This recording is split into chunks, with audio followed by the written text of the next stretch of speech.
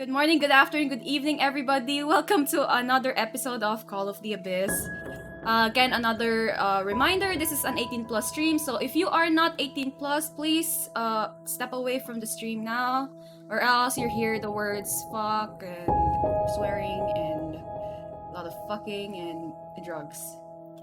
And maybe some anime weeb from Toledo. But yeah, let me introduce our cast of members. Starting with me, I am Rina, playing as Scarlett Leanne.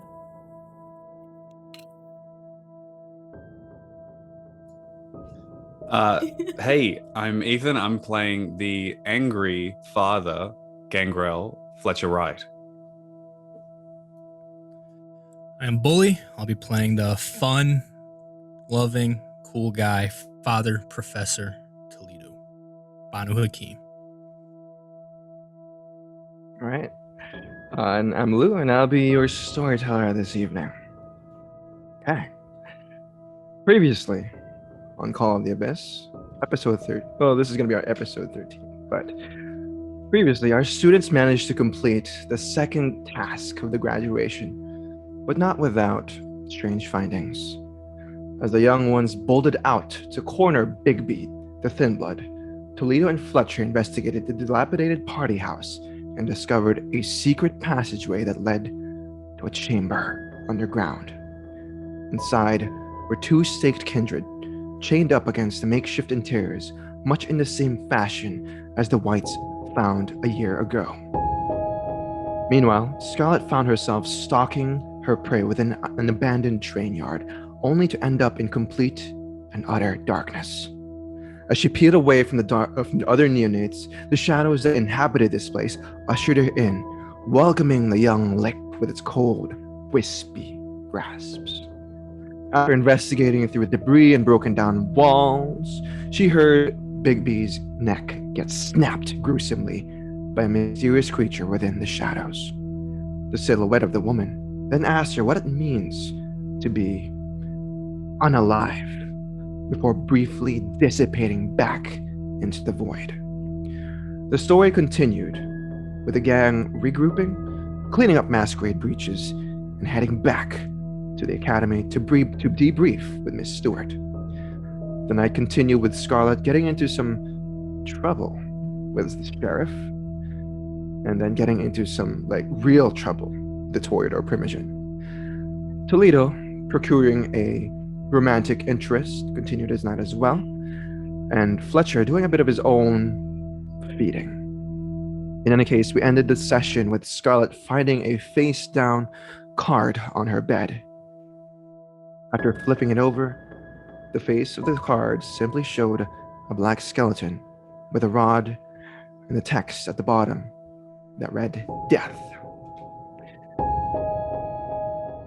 Her roommates went to day slumber, and they passed as Chicago, busied its streets again. Actually, it's a weekend, it's Sunday, and everyone is simply just doing their own thing, waking up, having some breakfast, going to church, what have you.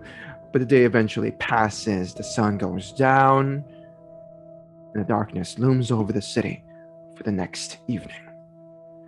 I'd like to ask the three of you to go ahead and roll a rouse check.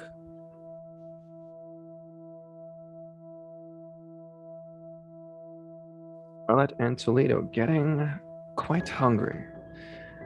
What hunger is everyone at? Everyone's at 2 hunger, okay. All right. All of you wake up with a beast grabbing at your throat, but you guys are in control. You're not close to frenzying anytime soon. It's just letting you know that it's there. We'll start off the night with Sergeant Fletcher Wright. What is it? You wake up, actually. You wake up in your own homestead. Max probably next to you, licking your face, letting you know that today is the day to have fun or something. Relax, He's just happy you're here after last night. You left him all alone, doing your own shenanigans. But what is on Fletcher's mind tonight? What would he like to do? Well, if there's nothing on the to-do list, take Max for a walk. Around the usual way. Through the park. Yeah, let him run free and maybe a stop by on the way. And where exactly would Max and Fletcher stop by? Miss Summer's home. One of the Miss Summers home. Perfect. All right. Okay.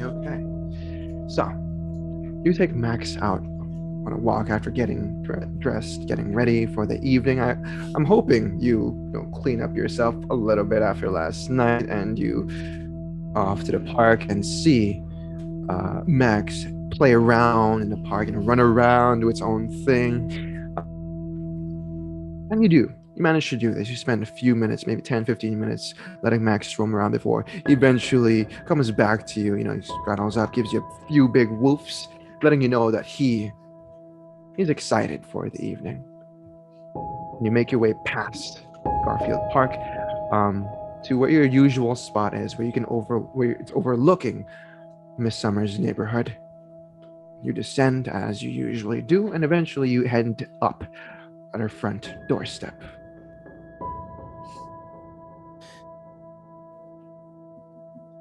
Look down at Max. Now, I know you're probably not happy with me leaving you alone the other night, but tell you what, you'll come with me this time, and I'll get you something special, maybe like an ice cream or something. How's that sound? He immediately perks up. You see his long wobbly ears kind of sway back and forth as he gives you a smile, his long droopy face. But he eventually just gives you another woof happily, and he nods his head, acknowledging your promise. You scratch my back, I scratch yours. Come on. Walk up to the door and knock 3 times.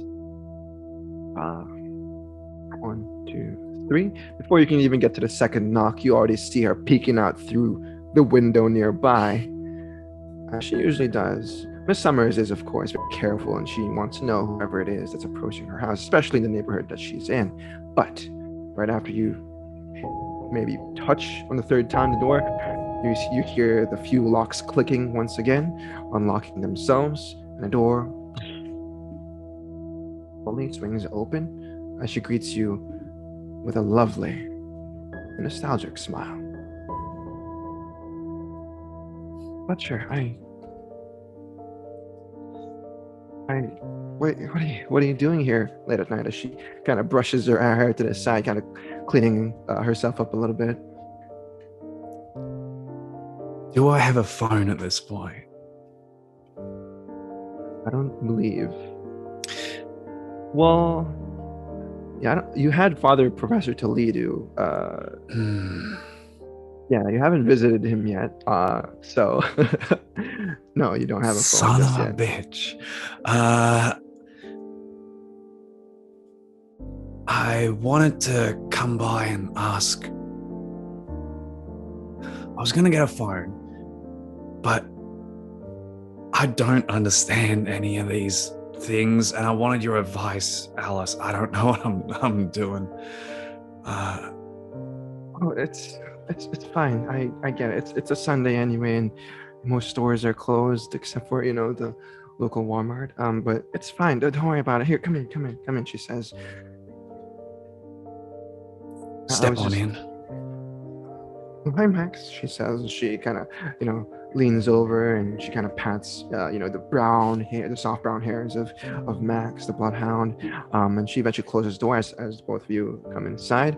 And she frantically looks left and right as she says, I still have to put Claudia to bed, but I'll just make yourself at home, all right? Of course. Do what you gotta do. Come on, Max. Nice and quiet now, yeah?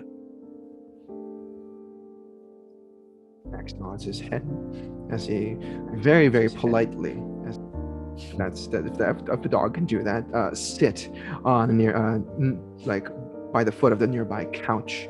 as Alice goes upstairs to take care of Claudia. You kind of hear her whisper a few things, kind of echoing through to her little girl. But after some time, she comes downstairs.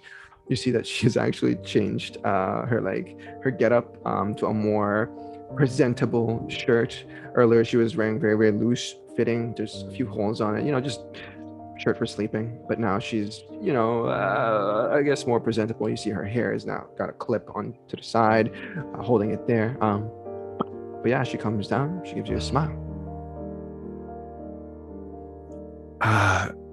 Sorry to interrupt you with everything, but there's some things I'm good at, Alice, and there's some things that I don't get today's tech with the phones, and I really need your help on this one. I absolutely, yeah, I can. It's the phone. But yeah, I can definitely help you with that. Do you need a look at phones? Or I mean, I have a phone of mine. We can look through some shopping together. Yeah, I mean, I didn't realize you could even do that on a phone. But if you could run me through how it works, what I should be doing, I'm very out of touch with today's, generation and whatnot. That's fine. Yeah, I'll be more than happy to I guess teach you. Kind of strange, but yeah. Let me grab my phone real quick. And she immediately grabs on her purse. She pulls out her iPhone at that point. And she sits comfortably next to you on the couch. My question is, Fletcher, you blush of life, as she is now in close proximity to you. Absolutely. With all the risks that come with it, it's worth it. Okay. Let's see that rouse check. And he Lucky. passes. Very Okay. lucky. Yeah. As your cheeks become more full, your warmth returns to your body, feigning your life from your unlife. You realize that you are now activated blush of life and you're more lifelike. As Alice sits next to you, she kind of leans over and you smell it for the first time. The smell of fresh, maybe tulips, maybe lavender. She kind of smells like flowers, like a summer flower. How very fitting. How very nostalgic for you, Fletcher, as she even smells the same. As Miss is right. And it kind of dawns upon you in this moment how very, very similar they are. But as she leans over to you, she says, "Here, I'm on the Best Buy website," and she kind of scrolls through a few phones. Are you gonna absolutely try to fake like you know what she's talking about, or I'm gonna play the older generation, no idea. I genuinely want to learn this so that I can communicate with her easier. Perfect. Okay, let's see that intelligence and technology roll. Oh no.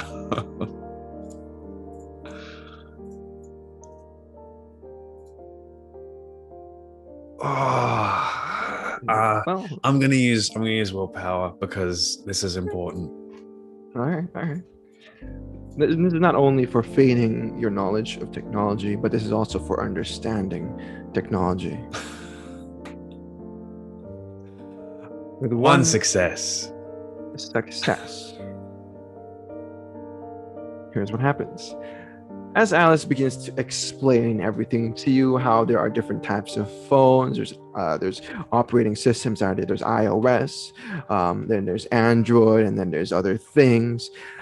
After about 20 seconds of her explaining generic things, you begin to zone out, and you instead of paying attention to what she's saying, you just pay attention to her facial features, her body type, the way she smells.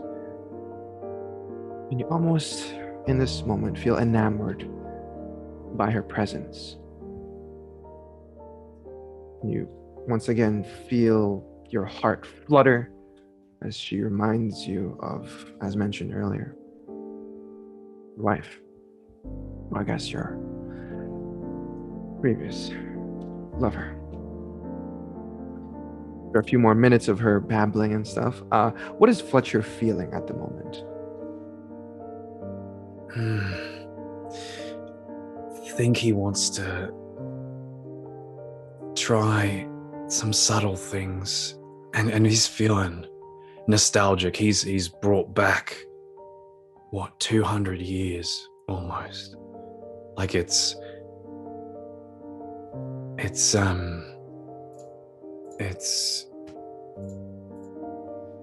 Mary showing him this other new thing, like a pamphlet or something, and showing him how it all works, and he's there again and in his older white shirt just before everything. And I think at that moment his heart kind of sinks because he remembers what happens, and he remembers the things that they do. And I think he has a bit of a moment where he sort of looks around, making sure that there's no one else watching. Because if there is, he doesn't want this to happen again.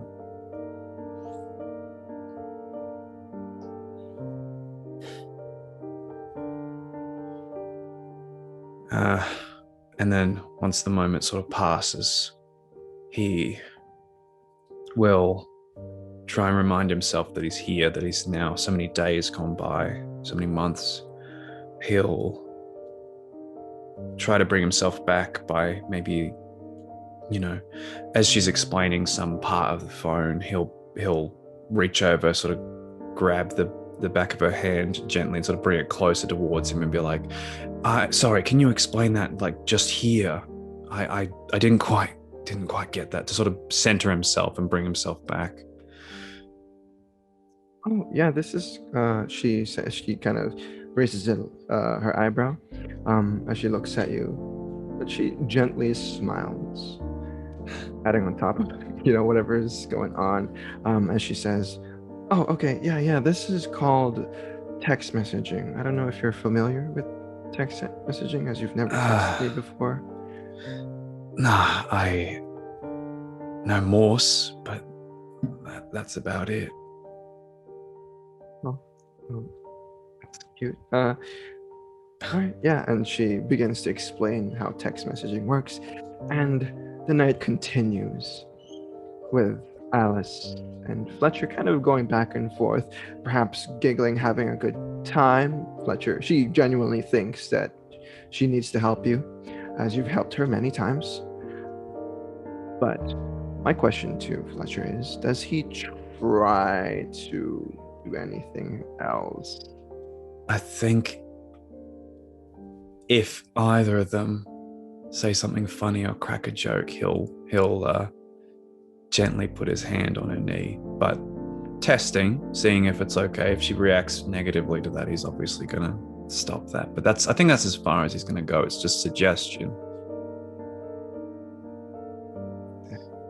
Okay. Okay. I won't need a roll for that. No, please. Okay.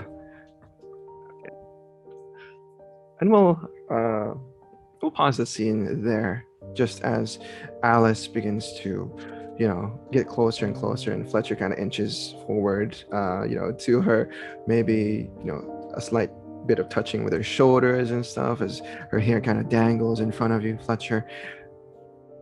And we see this moment where Fletcher just is brought back to his old life. Or we pause the scene and we jump over to Father Professor Toledo. As you awaken for the evening, as mentioned, you are not hungrier than last night, and you once again find Sister Isidora readying your clothes on a nearby desk table. Good evening, sister. How are you doing? Just splendidly. Just, tonight is the day of the Lord, of course. The rest day. Did you have time to do any of those things I asked you? Specifically the phone. Absolutely.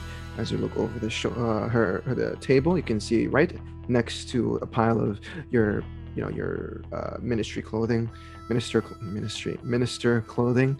Right next to it is a small white box, and the box is Perfect. an iPhone. Yeah, no, this will be perfect for me. Thank you very much, sister. I got the blood bag situation, I think, figured out. I actually went very, very well. Might have a new sheep for the flock, as they say. Something very special about that woman.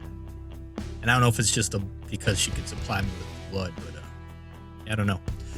I might have you look into her a little bit more just to make sure everything's on the up and up. She, I mean, you know how it is. I go out there every time I'm on the street. I can't help it. Someone falls for me, and here we are. But yeah, I think it'll sort of be an ongoing business relationship. So if you could do some background checks to make sure I'm not walking into any traps, and we can keep things on the down low. I think I set things up all right. You see her kind of get taken aback by your words as she catches on to, with her selective hearing. I apologize, but did you say someone fell for you? Yes, sister. You're gonna have to get used to this. I'm going to look this handsome my entire life. It's always gonna happen. It'll never change. You see her put her hands on her hips as she kind of taps on her right foot a little bit. She cocks her head a little to the side, her gray hair dangling down. She says, I thought you were on a mission to help those lost souls. You're not here to adhere to your romantic pursuits. No, sis, I'm messing with you. It's fine. Long story short, bloodbath situation is under control. Though, I would like you just to make sure that, again, that the clinic's on the up and up. I didn't have time to really dig in, but for my initial looking into things, it seemed all right. They got the clear from the Banu Hakim, so I think it'll be all right, actually. But just letting you know, we got a new supplier. And if that's the case, then please give me the information I need, and then I will try my best to find out more about said individual or clinic. Perfect. Yeah, because there might be some nights I send you to pick things up instead of me, so I just want to make sure, you're comfortable with it. Of course. All right. I should, Oh, and is everything... Graduation's very soon. I want to make sure everything's ready here for Celia. I haven't actually broke the news to her yet, but I think she'll go for it. I think this will be the first of many people we can help. Lost souls, as you said. And I mean, she wasn't going from a great situation, but I don't want this to feel like some, she's young. I want this place to, it's a church. It is what it is. Do what you can. I want her to have her own space. I want her to feel at home. Absolutely. If you think she is very fit for our little family, as you should say. I think she is. She's already very pious, so you don't have to worry about her on that end. I'll just have to worry about the kindred side of things, sort of steering her in the right way on that path. That's where things get a little trickier. Her heart's in the right place already, so the rest we can help with. In the right place, you say. Well, if she ever strays from the path, something else will be on her heart if you catch my intentions. You will be yeah, I know what you mean. We got to do what we got to do, but let's hope it doesn't come to that. Also, she could definitely hold her own, so don't underestimate her. How do you mean? She's in our last mission, she let the tentacles fly, man. She really tore into some people. She's comfortable with that side of her beast, so we need to make sure she's the right amount of comfortable. I think some training will go really far with her, though. But she is from a clan that's a problematic clan, La Sombra. So she's got some bad blood in her, but that doesn't really matter.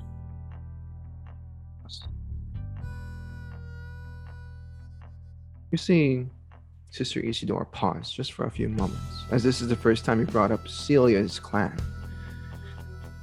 She ponders for a bit as she says, "Didn't we used to hunt them?" Oh, yeah. Yeah, still do, technically, kinda. But I mean, technically, I can't think of a clan I haven't hunted at this point. And after a while, they all... I separate them by good ones and bad ones more than by clan these days. Except for the Tremere. Tremere is always going to be Tremere. That's always a problem. But the rest of them, I like to think of them as good kindred and bad kindred. Not necessarily this clan or that clan. I think that's going to be the way of things moving forward. The old days, the old alliances and factions, they just... I mean, look at us. We're Camarilla now. Things are changing. And I want to be part of that change. I want to be a driving force behind it rather than get caught behind the times.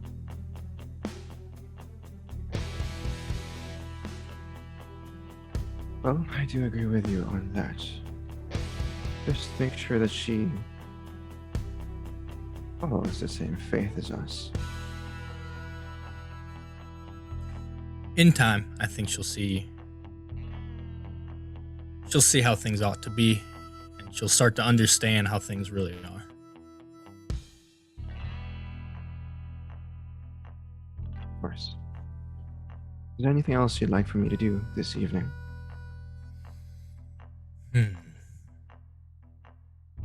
No. Oh, you know what? When when is graduation? As far as you know, you should be at the school tonight. Graduation's tonight. You don't know if it's tonight or some other time. You just know that you guys finished the first and second task. There might be a third task. You weren't informed that there was going to be a third one. I might be too late, but just in case, if you can find like a tassel that I could put on my cowboy hat, that would be very important. I'm going to need that by tomorrow. Actually, tonight if possible. That's priority mission number 1. Of course. It's very strange. Oh no, it's a big deal. It's a big deal. I know you didn't go to school. I didn't either, but I know these things. So. I went to religious school. Excuse me. Seminary, nun, academy, whatever. I don't think they did that. Maybe you adjusted your habits. I don't know.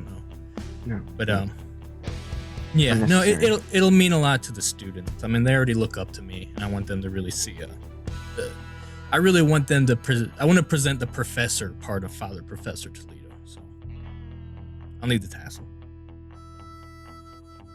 Of course. Oh, and as for your transportation, almost forgot. Yeah. I have found a few places in the city where we can procure a brand new vehicle just for you. However, I don't believe we have enough resources to afford them. That should be all right. I plan on stealing one. I just wanted you to kind of find some good ones to steal. She is speechless in this moment, but she just kind of shakes her head a bit, and she just says, "Very well, then, Father Toledo. I shall procure for you this tassel." tassel, and then we'll look at some of the things you found, and I'll figure out which is most deserving to be repossessed. All right, perfect. I'm gonna grab the phone. He's gonna love this. Thank you for this, and I'll see you soon. And where I'll, does Toledo go? I'll get call a ride for the school. Take me to the school. Perfect. Excuse me. Ride share or taxi or what have you. Excellent. All right, and we'll pause the scene as Toledo leaves the church itself, his haven, and we'll the camera drifts towards the Stuart Freeman Academy as it descends just over it and zooms in past the courtyard full of, well, it's not full of students right now as it is a weekend, but eventually it lands upon the door of our dear neonate Scarlett. You awaken for the evening, Scarlett. As mentioned, your beast is clawing at your stomach, letting you know that it's there, but it's not very present. It's just letting you know. But you awaken for the evening, your eyes snap open. And what do we see? What does Scarlett do as she awakens?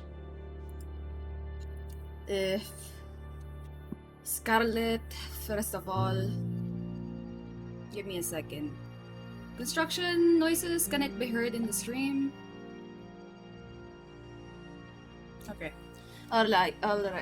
Scarlett, when she woke up, she, got ready for the evening, but she didn't bother to do her hair. Just maybe braid some of her hair back, and then she made sure to check the letter and the tarot card with the death on it. Make sure to ask Father Toledo about it. Maybe he knows more. Probably see where Celia and Frankie is. And I don't know what the plan is tonight. This is I imagine Saturday, right? Weekend? It's Sunday. Sunday. Mm-hmm. First exam was on Friday, second was on Saturday, and tonight is Sunday. Yeah, probably go to where Celia and Frankie is and just talk like, are we gonna have a third part of the exam? I mean, that was the rumor going around. Sure. Yeah. As you exit out the room, I imagine you get ready, you shower, everything, you get dressed up and stuff, unless you don't want to do that. You walk out. You walk out into the hallway. You knock on your neighbor's door, which is Frankie, just to the right. Knock a few times before you see her kind of pop the door open. And she is actually dressed in sweatpants and a sweatshirt, like she's going on for a some sort of, I guess, athletic exercises or something. Very strange, but you see the snake kind of on her shoulder still, and it hisses at you immediately. Yeah, good evening to you two, Ghost. Scarlett. What, do you know if there is a third part to this exam or when it is happening? Yes, there's a third part. I heard it was the most daunting one. Daunting? Do you know when it is? Is it gonna happen tonight or? Were you not paying attention in class? Ah, All but your exams begin at 10 o'clock. Okay. Did Brian go home last night after the thing? We left him behind in the Toreador in the Succubus Club. Both of you and Frankie's eyes kind of dart over slowly to Brian's door, which is across from yours. You don't hear anything. There's absolute silence in there.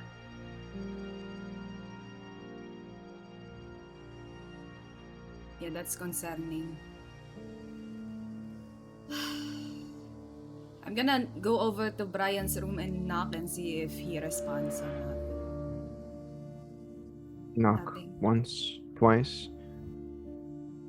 Frankie stares out onto you as the silence is kind of deafening. There's no movement inside Brian's door, or at least his room.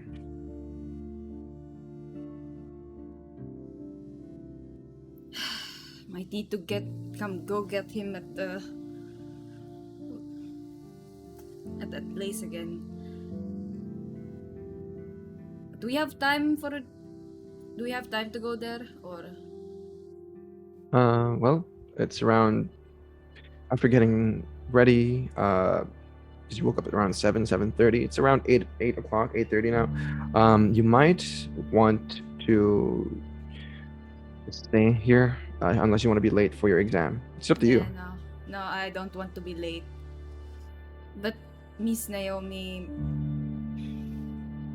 might want to know that Brian is not around. So I'd probably look for her and tell her. Sure. Yeah. I imagine you take Frankie with you as she kind of follows, and you guys go side by side as you as you pass through the hallway of the dormitory. As you pass by Celia's door, you would hear her speaking with someone. You can hear the muffled voice of Celia's once again. Knock on her door, rather. You hear her gasp a little bit, and then you hear a few soft thuds as she approaches the door, unlocks it, and opens. Look around the room. Good evening. Good As you evening, look- Celia. As you look over her shoulder, you do catch a few glimpses of shadows creeping across the wall and pretty much dissipating on the corners of the ceiling. On the far ends. You talking to your friends again? Just praying. And you do see her on her left hand, the Old Testament. I still haven't found whatever you were talking about on this book last night.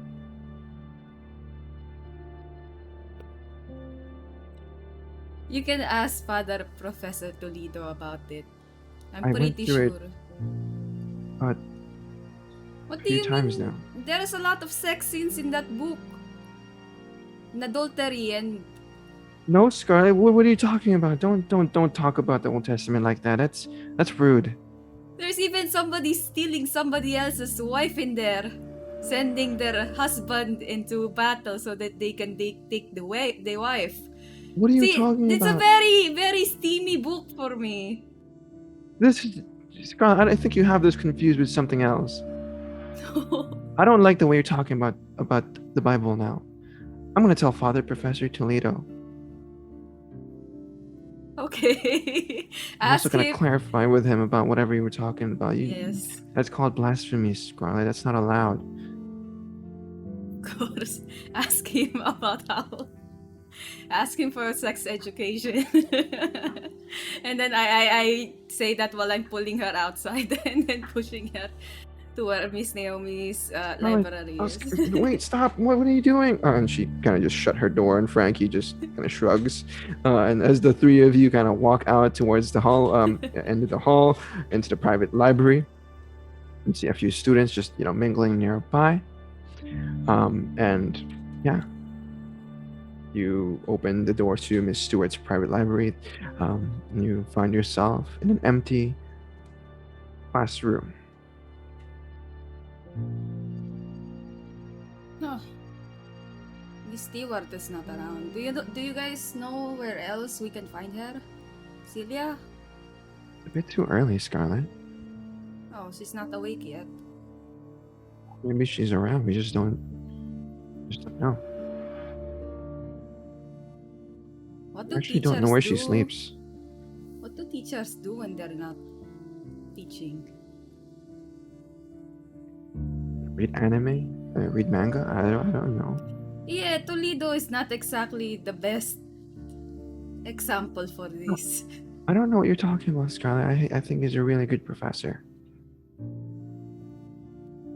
Teacher's pet. Let's go. Brian's I not kind here of like for the Fletcher, exam. Frankie says. Well, of course you like Fletcher. He's Wolverine. He's like old man Logan. After all the X-Men movies we watched, that was very, very amusing. I miss watching TV. Celia says very, very sadly. Yeah, we tried. We tried having movie nights. It gets annoying. I really miss doing interviews and stuff. Wait, interviews? What did you used to do? I told you before, I used to be a journalist, Oh, or studying to become a journalist.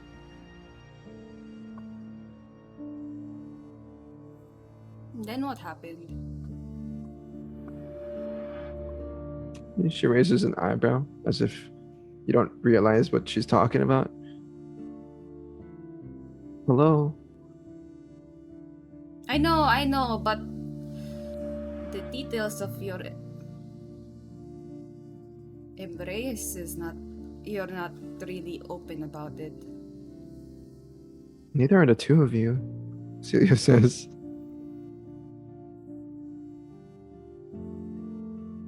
And it Yeah. dawns upon you, Scarlett, in this moment, that this is true.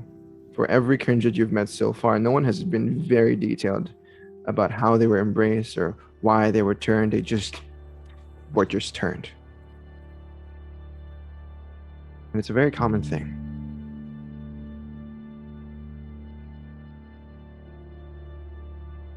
Yeah, that is true. But I did tell you, like, before, right? I had to kill a really, really close childhood friend of mine. But yeah, that's all in the past. We're trying to move into the future, and I just want to graduate and not be relocated. Frankie, you see Frankie's eyes dart up, but she kind of smiles in this moment. I killed someone. He was trying to hurt my friend. It was very satisfying now that I think about it. I cracked his head open with a large rock. That's very cool, actually. Yeah, I saw the moonlight too. Like there was this large moon in front of me, and it was actually pretty dramatic. We were like by the Yeah. ocean, like by the edge of a cliff, and now that I think about it, I felt guilty at the time, but now I think this is how our true nature is.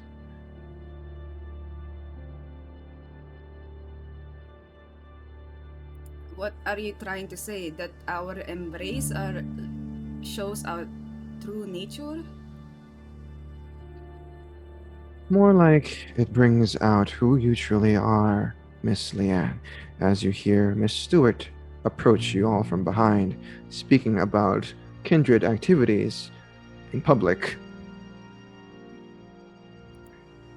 Good Evening to the three of you, girls. Please, let's.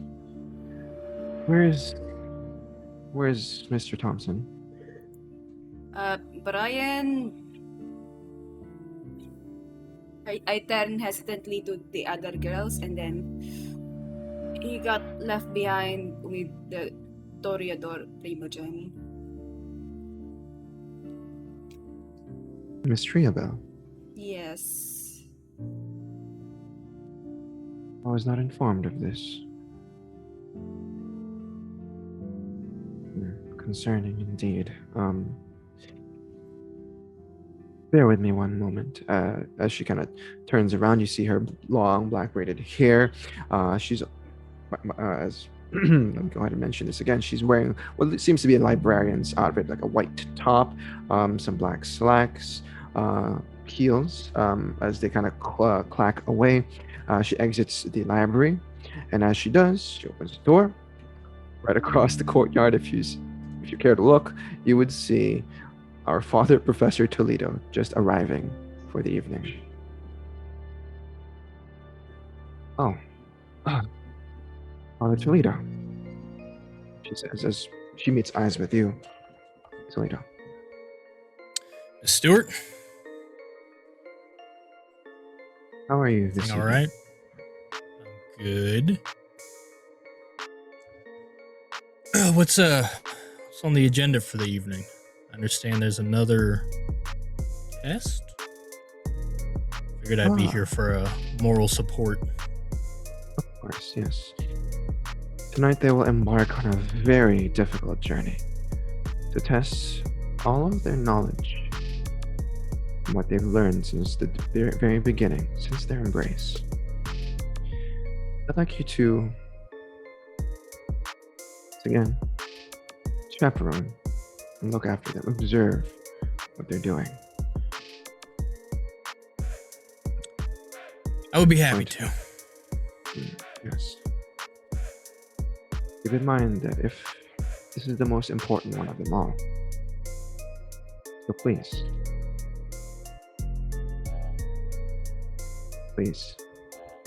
don't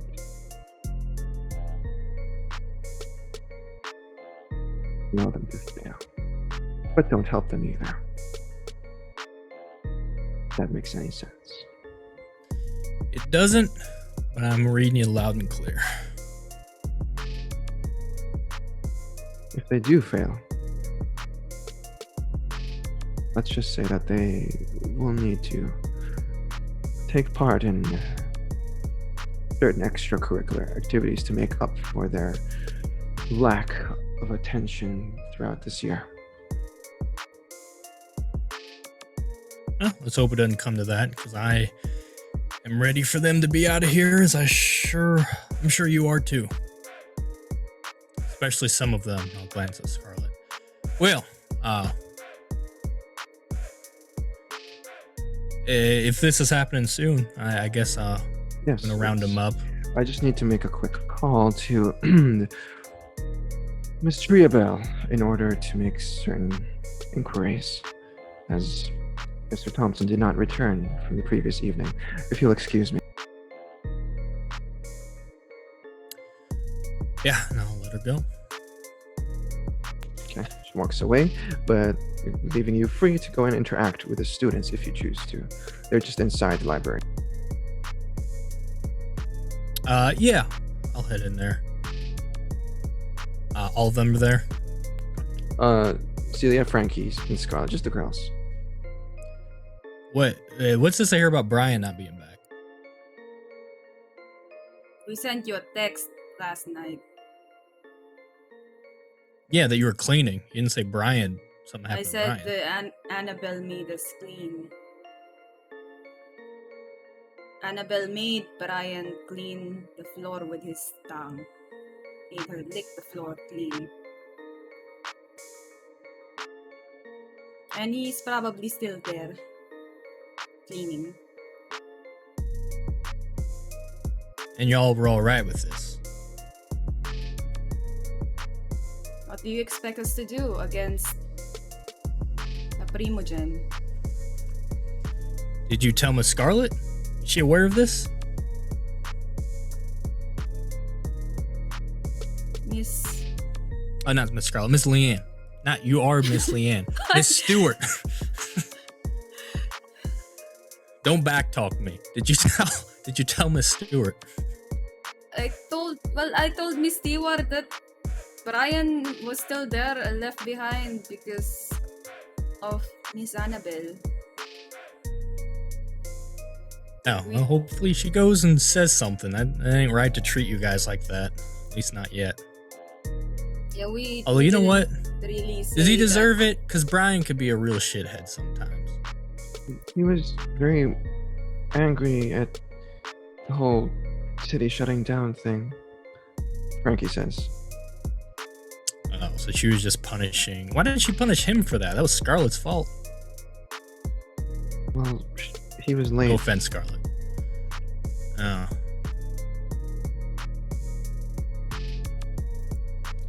It was Well, our exam. pretty fucked so up. she probably. That was your exam? It was part Look, of you got- it.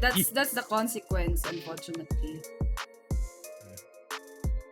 And Look, Brian you guys gotta get your refused to shit clean. together. Brian refused Oh. to clean. Oh, I don't think he refused to clean, Scott. This is Frankie speaking. She was telling Scarlett to tell him what to do, and Scarlett didn't tell him what to do.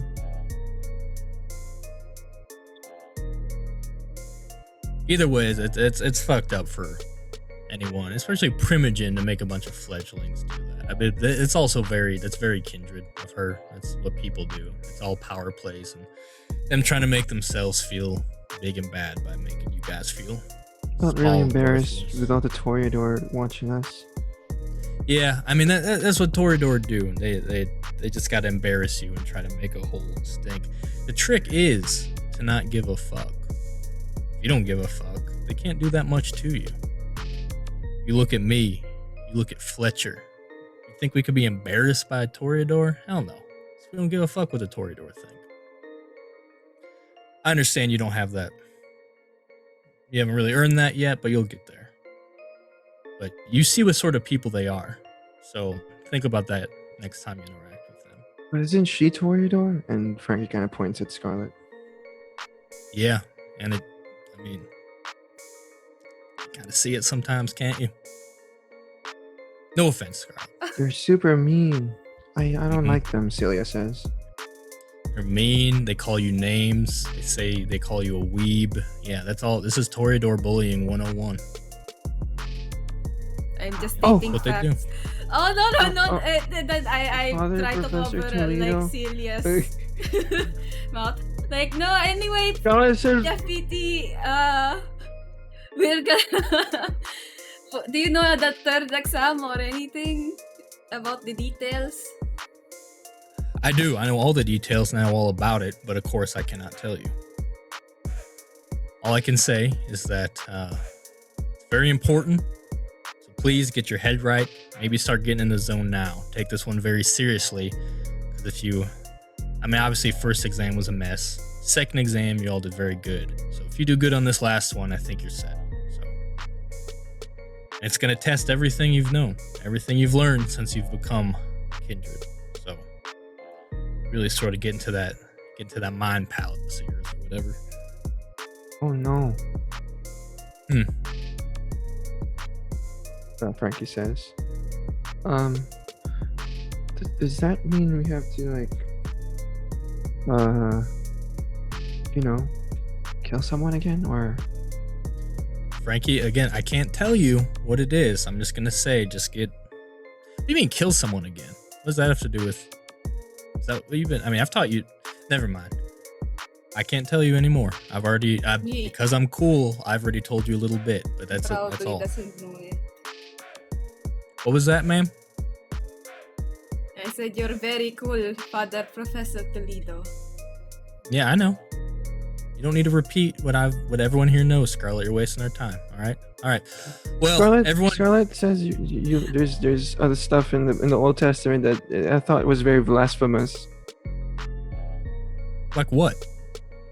She was talking about people committing adultery in the book, and she said that was a normal thing to do. I didn't say What you'll learn about Scarlett is one of the most perverse, disturbed, thirsty individuals I've ever had the pleasure of meeting. So it takes a sick mind like that to read the Bible and to see all that terrible things. That's her mind. That's not what's written in the pages, but you filtered through that just cesspool of a brain she's got. That's what she's gonna. I also couldn't find anything about anime in this book. Scarlett said so. Okay, that's enough. I'm leaving. All of you get your fucking heads on straight. This is very important. All right? I'm going to take my leave. As you exit the door, you would see Miss Stewart coming inside from the courtyard. Next to her is a rather generic-looking individual with a hoodie, a black hoodie, very familiar black hoodie, and those, I guess, black jeans, some sneakers, and you recognize this person to be Ryan's imposters guys, or rather his mask of a thousand faces. He kind of just waves at you. Well, nod back. I guess if she's going to gather the others, I'll just follow her wherever she's going. Oh no, she's coming back to the library. Oh, okay. As you know, you all kind of piles back in. You would notice that Brian is very silent, but he has a smile on his face, and he kind of sits down, at the very, very middle of the room. But after the both of them pile in the room, you would see that two more kindred pop back inside, and it is these two individuals. It is Kathleen and Chester. They are just silent as they walk in, and they kind of just sit down in front of all of you, like at the very front of the classroom itself.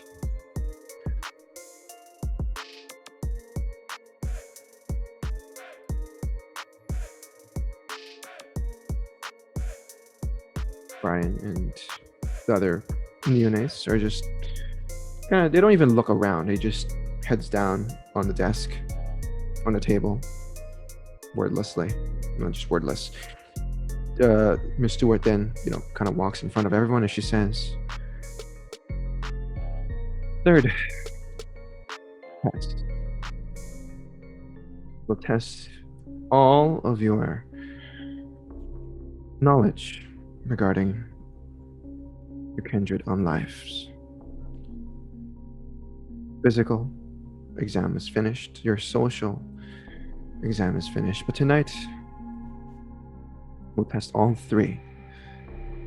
Social, physical, and mental.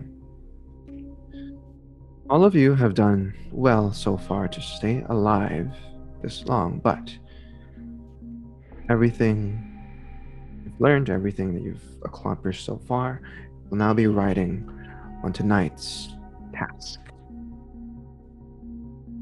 She opens up her drawer in front of her on her desk. She pulls out 6 envelopes, manila envelopes, and she pops them on the table.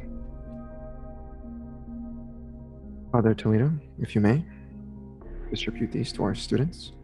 And I'd like everyone to sit at least 2 chair lengths apart." Yeah, I'll grab them, wait for them to spread out and start passing them out. Okay. Everyone gets their own little envelopes and stuff. And Miss Stewart says, you see her writing on the, on the white board once again. She says, she writes final exam in big letters. If you all don't mind, please go ahead and open up your envelopes. As you hear all of them kind of, zipping the things open, kind of tearing it off, the handles and such. Scarlett, you would find that there are a bunch of documents inside, about maybe 12 pages, maybe 16 pages long, 12 to 16 pages long. It's all in very, very minute, tiny letters. But at the very front, at the very top, it says final examinations. As you look up, you would see Miss Stewart once again push the whiteboard down as it kind of revolves over and over and over, before it reveals the other side of the board, and it simply says Kindred Examination 101. There's a few like abbreviations there. She says, "Think of this as your SATs, ladies and gentlemen. You fail this, then you are not fit to be part of the Camarilla. You pass, you will be given freedom to act as an individual of our sect. You have 2 hours and 30 minutes to complete the exam, starting when she looks over her watch. Now, Father Toledo will be chaperoning and observing. No cheating." And she just sits down on her table behind her desk as she reads the newspaper.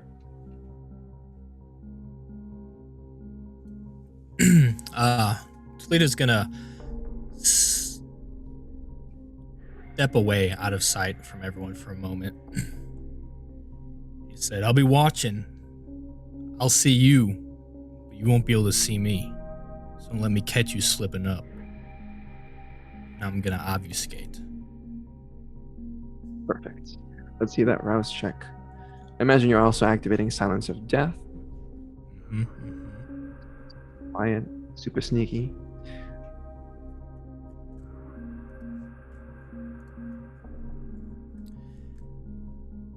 And then once I'm obfuscated, I'm going to just sit at a desk at the back of the room and just play on my phone board. Because there's no way Toledo has the attention span for 2 hours to watch these kids take a test.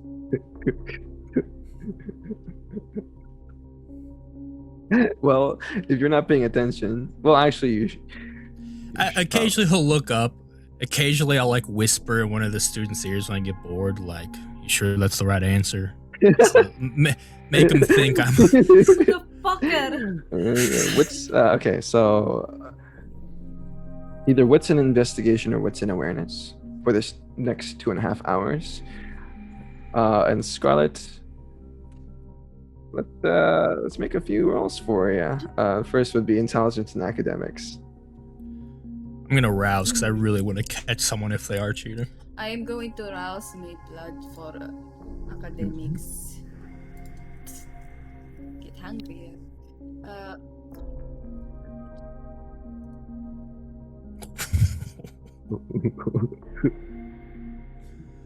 Yeah, with two Six successes. successes. 6 successes, and we'll keep that in mind, Toledo. With Scarlett with 2 successes, the first 7 pages are about the traditions.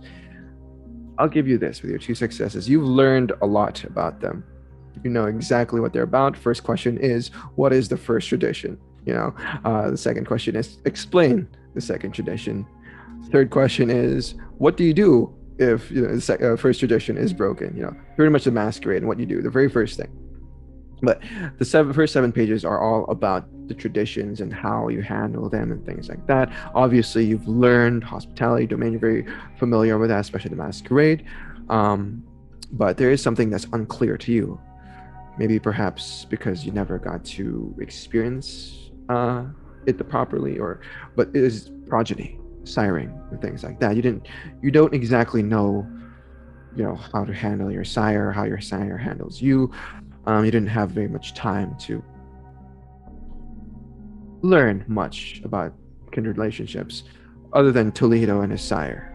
It's the only thing you saw. And technically, Miss Stewart is your sponsor. So that's where you can get it from. But it's very difficult for you in the last bits of the exam, of at least the first 7 pages. The rest of the exam details... What did I have written here? Oh, political things in the city. Sects. Sabbat, Anarch, Camarilla. I need you to roll, once again, your intelligence politics. Motherfucker. Intelligence politics. I'm gonna rouse my blood again for intelligence. I only got 1 dice in that.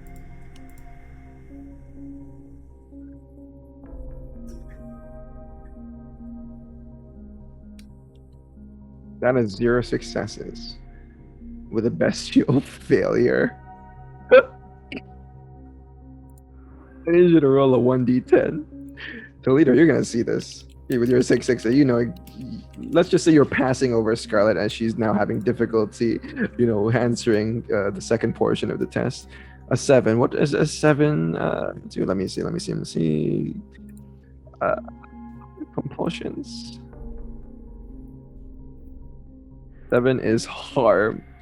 I'll let you decide what happens here, Scarlett, as the beast within you. It's not a frenzy, but the beast within you, as you get frustrated in the second part of the exam. You don't know much about the other sects. Maybe the Sabbat, but you don't know anything about the Anarchs. You've been in the Camarilla for about a year now, but with your 0 successes, you don't really, at this moment, you don't really care. So, with your compulsion, what do we see Scarlett do? Scarlett kind of grits her teeth and then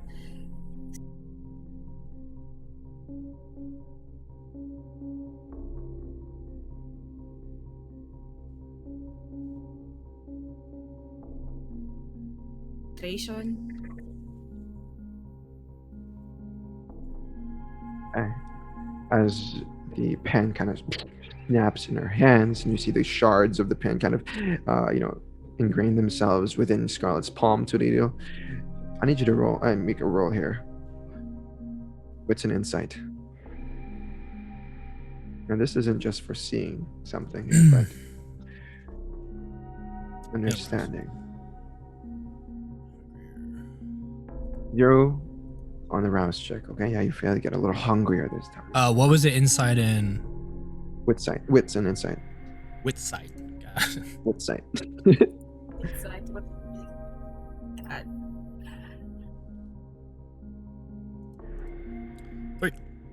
3 successes. Okay. Yeah.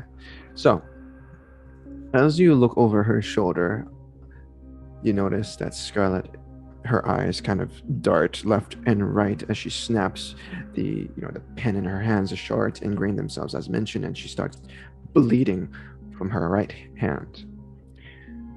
What happens, Toledo? You understand that she's not frenzying, but the beast has somewhat affected her in this moment, and she's having quite a bit of a difficult time taking this test. Maybe she's disturbed by the contents of the exam, or maybe she is just frustrated at the fact that she has to take this stupid test. But what do we see Toledo do? How does he react to this? Is this like a multiple choice section? Written exam. It's just it's all written. like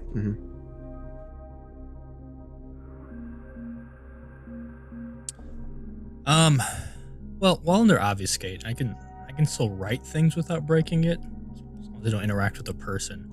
I'm gonna take part of the broken pen. And in the margins, I'm assuming Toledo's been a vampire for a very long time. I'm assuming this is all stuff he knows.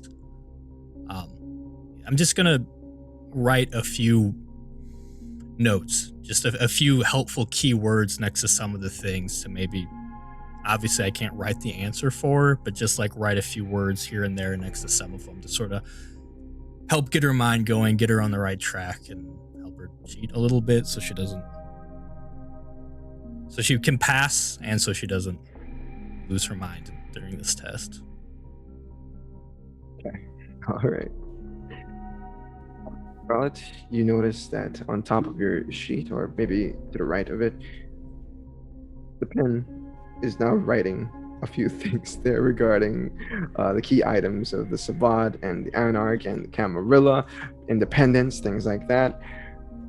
You might guess that it's probably Father Toledo doing this, giving you a bit of a helping hand. But I imagine you copy some of the things and maybe it refreshes your mind. Mind you that you still have 0 successes on it, but let's just say with his help, you've bumped that up to 1. And during this, can I also use my my clan merit to give her willpower?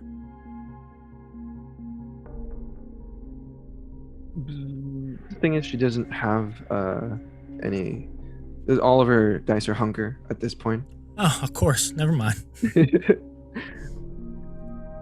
Well, as this is, going down, it's not very exciting. Scarlett, you get frustrated a little bit. The next section, or the last session of this test, is history. So, once again, roll either your intelligence and academics, or your intelligence and your streetwise. Or I'll even take occult.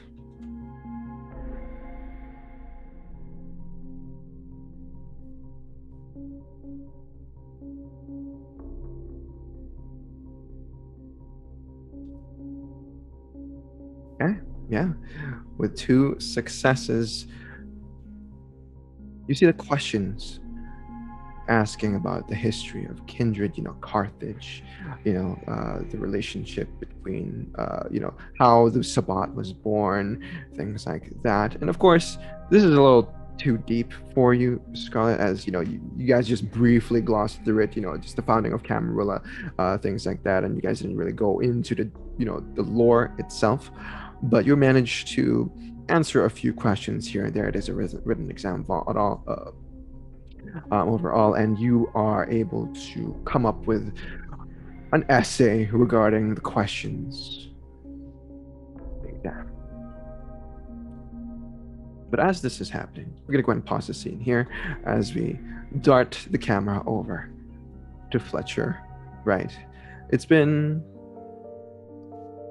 maybe an hour or 2, maybe more, of you just spending quality time with Alice.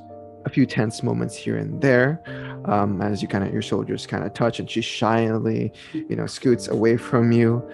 But she gives you every time some gentle smiles. Do you have any plans? Other plans, rather? Or do you simply just stay here with Alice?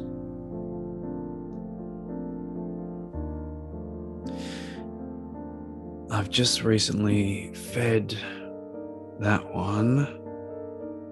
So, beginning to... Do I know that there's another exam on tonight? You can assume that there might be another exam. Remember that you are still with Alice, so... Yeah. Fletcher? He kind of leans over as she's now drinking some tea. She's made you one, and you kind of bounce back to reality as there's 2 teacups in front of you on the coffee table in front of the couch, and she's gotten more comfortable, and she's just like still smiling at you, tucking her bit of her hair off to the side, and she just says, "You all right?" Yeah, just weird deja vu, you know how it is. It's got me lost for a second. What were we talking about?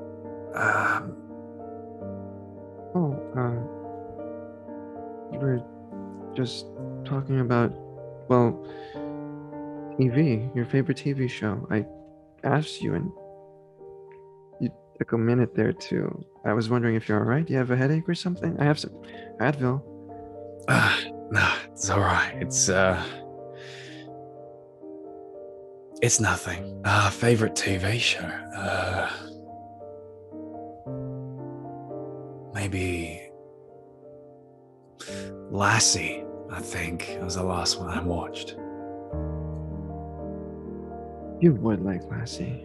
And she kind of looks over Max, and Max just kind of, perks up, looks over at Alice, and she gives him a few scratches on the head. Yeah, look, he's the reason I can't watch Lassie anymore. He gets a bit jealous. I get it. It's so cute. That's so cute, she says, giving you another smile. How's work business things. Tell me more about you. Right. I was just really. I'm trying to get at this new job.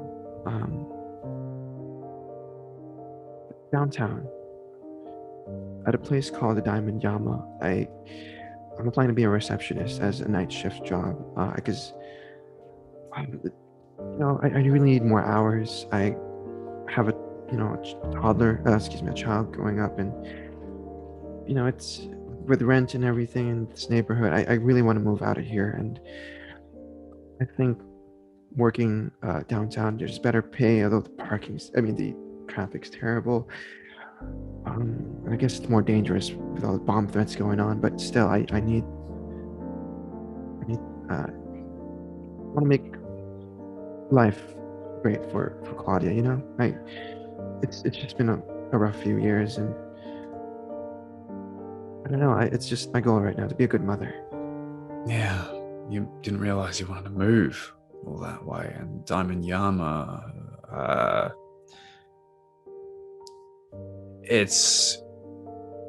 think I've heard the name, but it's a bit of a fancier one, right? It's one of those high establishments. Yes, one of my friends works there, and there's an opening, and she could easily recommend me. It's better pay than what I have right now.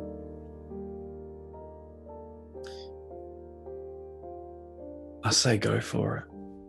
If it's gonna give you a better life with the two of you, hey, it's a more dangerous part of town, but I mean, I thought this you'll be was the able to- most dangerous part of town. But well, you'll be able to. I'll be a call away.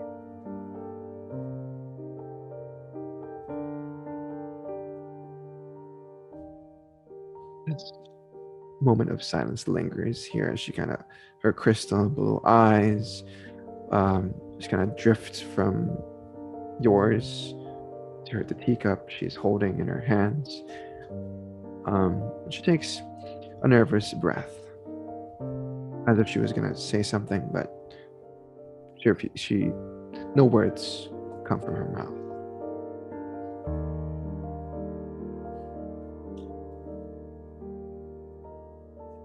Well, first things first, I gotta get me a phone. Are you all right? You don't need to get some rest or something? It's getting pretty late. Yeah, I kind of have to wake up early tomorrow, and she's not twiddling her fingers as she sat down. But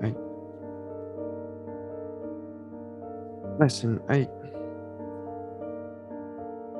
don't know if it's me, or I don't know if it's just me, or maybe it's with you as well, but I feel like I know you. Like, I know we talk, we do all sorts of things. I mean, we went on a date the other night. Oh gosh, I haven't done that in a long time.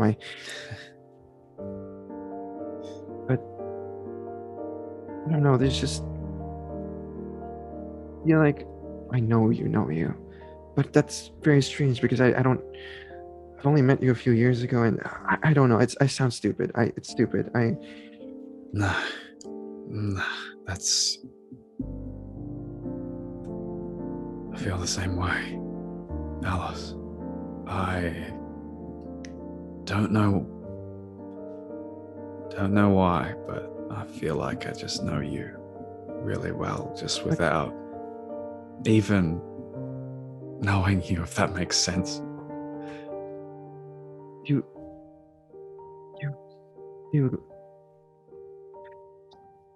Don't. She's speechless at the moment. Before she pieces a few words together, she says, "It's like I've known you pretty much all my life, but I don't know how to explain it. The deja vu thing you mentioned, I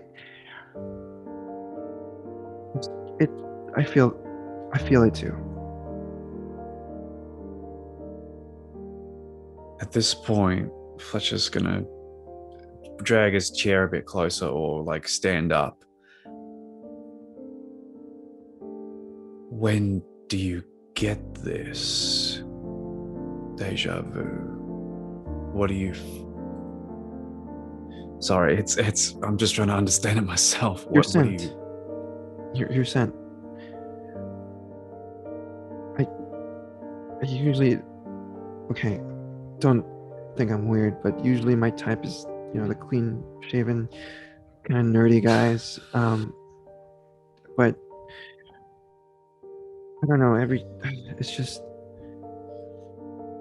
Okay, I feel it when you're coming, like when you're arriving to my place. I just know whenever I see that red car, it just feels so nostalgic. Even though I don't really like color red, it's like it reminds me of, I don't know, blood. I don't. I used to work with my sister Emily, and I had to quit because I don't like the sight of blood.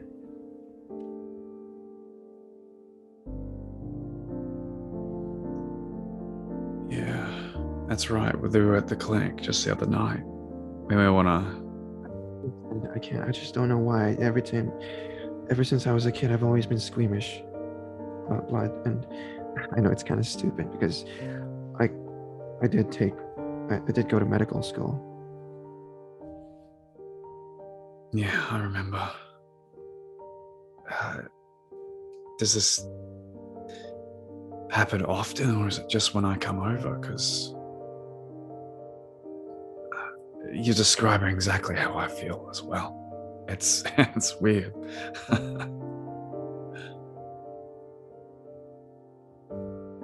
think I don't know. It's very strange. I don't. It's stupid. Please, I forget I said anything. And she kind of nervously shifts away from you.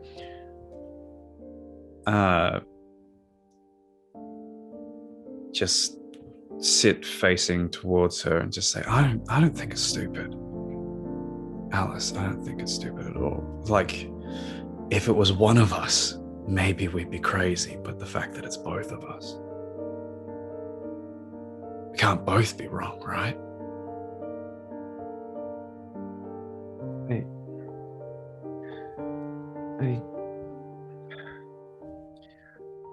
I think you hear a knock on the door at this point. It's late at night. Oh, sorry. I'm sorry. She kind of just stands up, trying to say a few things to you, but no words once again comes out of her mouth as she approaches the door. And she looks over, as she usually does, through the curtain next to the door itself, the window. She peeks through and she says, "Ah, shit." What's the problem? I'm sorry, Fletcher. Please, Dad. Hey! Alice, open up! Alice! He says drunkenly outside. You hear these muffled expressions as he kind of, puts his weight against the door. Let me see my daughter! Let me in. Don't open the door, Alice. He sounds like he's drunk. Do you want me to take him home? No, I got this. Fletcher's going to stand up, get a bit closer, sort of one of the side door holes, and like fold his arms, lean up against it. Maybe just a bit out of sight from the door, but close. We can fix things, I promise. He kind of just keeps banging on the door at this point. I miss you. I miss us. You sure you can handle this? I'm right here. She feigns a look of confidence as she says, he does this He does this from time to time. You do know I want custody over our child, right? And Yeah. it gets weird sometimes.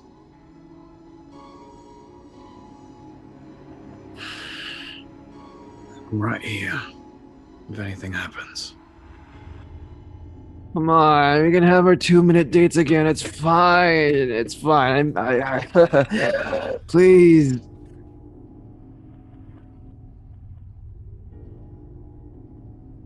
She just shakes her head right now in distress. You, you can take the back door. It's fine. He's an idiot. You sure you don't want me here? I didn't say that. It's just it's messy with him. All right. It's complicated, and I really don't want you to see this side of things, and I don't know. It's just Alice calls out to her one last time. Or just yell Oh, out if you need I need to anything. take a piss. Oh fuck! And if you look over, Alice, you can see that she's peeking through the window. If you peek through the window as well, he's now walking towards the red car parked out front. Back entrance.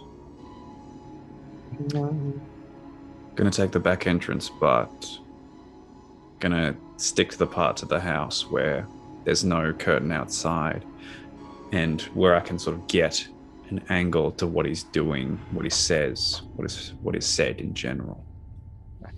He's now wobbling left and right drunkenly. He's like limping at the same time. It's almost as if he has a broken leg. He's dragging one of his feet behind him, but he's mumbling to himself, cursing a few things, saying he misses Alice, but he also tells her that she's a bitch, things like that. Alice is just simply in by the door. But he kind of wobbles over and he kind of unzips his pants, and kind of pulls it down a little bit, revealing his SpongeBob underwear. And he begins to, if you don't stop him, he's gonna pee all over the place, including your car. Alice said not to get too involved.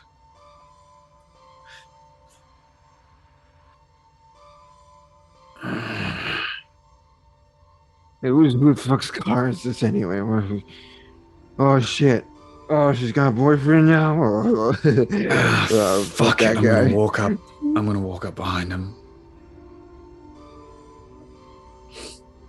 And what are you trying to do, Fletcher? Are you just doing this stealthily, or are you doing this just nonchalantly? No. Let's make a show of this. Hey, buddy. What the fuck are you doing in my car?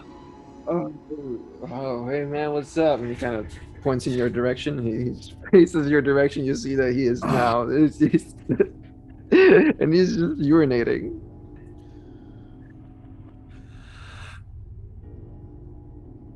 Hey man, what's going on, bro? Oh fuck. Oh shit.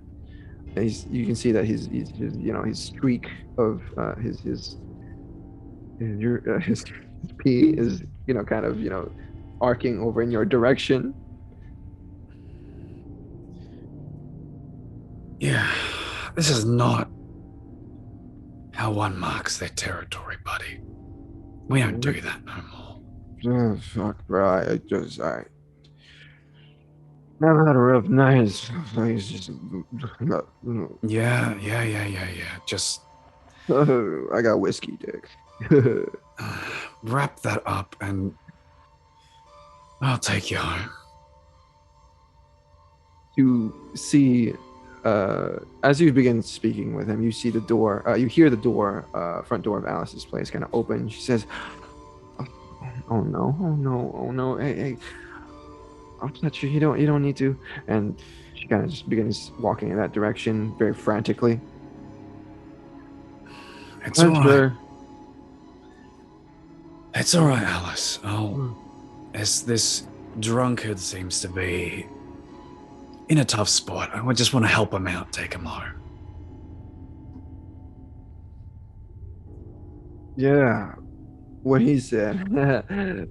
Wait, Alice, and he kind of reaches for her, and now he doesn't even pull his pants up. Grab him by the back of the whatever collar he's got. Whoa, not so fast, buddy. You're pretty out of it. You might trip. Whoa, man, whoa. Oh yeah, thanks, thank you. I got you. Don't worry. Thank you. Oh yeah. Oh. Hey, you're like cool, man. I think you're pretty cool too, but are you quite done? Can we? I just don't want any piss in my car. Yeah, I think I'm done. Cool. Can I go Cool. talk to Alice? This is my, we got history, Maybe after a night's rest. I think that would be best. I'm gonna activate Eyes of the Beast. I think it'd be best if you just get in the car. I need you to make a roll here. Are you hiding this from? Yeah. Turning slightly so that the eyes don't. Okay. So Alice doesn't see the eyes. Okay, I need you to make a manipulation and intimidation here.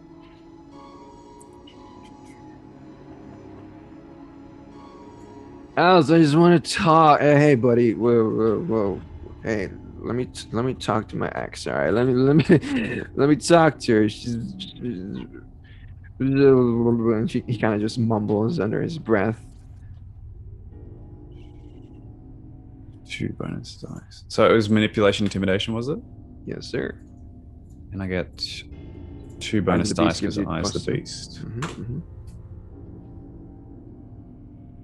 Hoi, that is a messy critical. That is 9 successes. What does this look like with your 9 successes on your messy crit? You will be facing a compulsion here too. So what does this look like?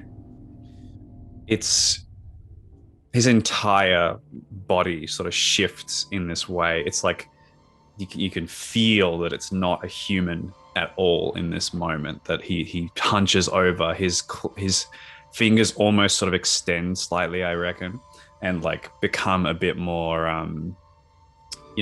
beast-like. My green screen is having a freak out. Sorry, I don't know what's going on.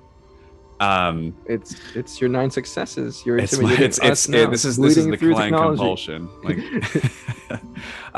and he hunches over. I think that his fingers start to extend slightly, almost into like claws, and sort of maybe scratch a little bit at the neck. And his fangs sort of almost sort of make their way out a little bit at this point. When he turns away, and his eyes flash red. Oh fuck, man! And he kind of just falls to the ground at this point, and he just bounces on his ass. You can see that he is definitely not done, as he's now just pissing all over himself on the ground at this point. As Alice just kind of just looks away, just as mentioned, distressed, and she's just shaking her head continuously, leaving you to act on your own. Fletcher, what do you do now that he's completely subdued and pissing himself? Pull his goddamn pants up and push him into the car. Oh god! Oh fuck, man! And you kind of manhandle him and you throw him in the back of the car, and you just—it's a mess. He's messy. He looks like he's not having a good time. You're not having a good time, and Alice is not having a good time either. As you push him back inside the car, Alice approaches you as she says, "I'm so sorry. I'm so sorry about this." It doesn't matter, Alice. I'll take care of it. He can talk a bit more when he's, a bit more under control, I think. Just don't let him get into any more trouble tonight. It's just really awkward. He has a restraining order, but I don't know why he's here. It's stupid. He's Alcohol. harmless, but it's just dumb. Yeah, he's drunk. He's not thinking right. I'll put him to bed and make sure that he's, not making a fool of himself. I don't know how he got here either. Probably from rideshare or something. He lives on the south side. Gotcha. She gives you an address. All right. Good night, Alice. I'll be waiting for that text message and that phone call. Be the first thing I do. She smiles warmly at you once again, but before you have another intimate moment with her, you hear the moaning and groaning of Audie's father inside, interrupting your moment with Alice once again. Oh, I just gotta make sure he doesn't vomit in my car. That is a pain to clean. He projectile vomits. All right. I'm gonna. Good night. And, I haven't forgotten. I'll get a bottle of wine. We're gonna order pizza. We're gonna have a nice night in, so. I promised.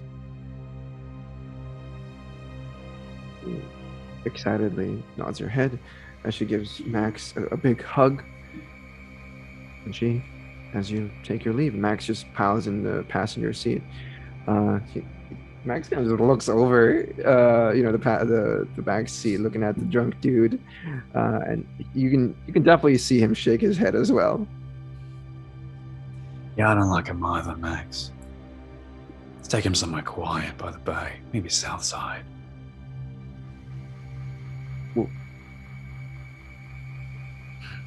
You take your leave.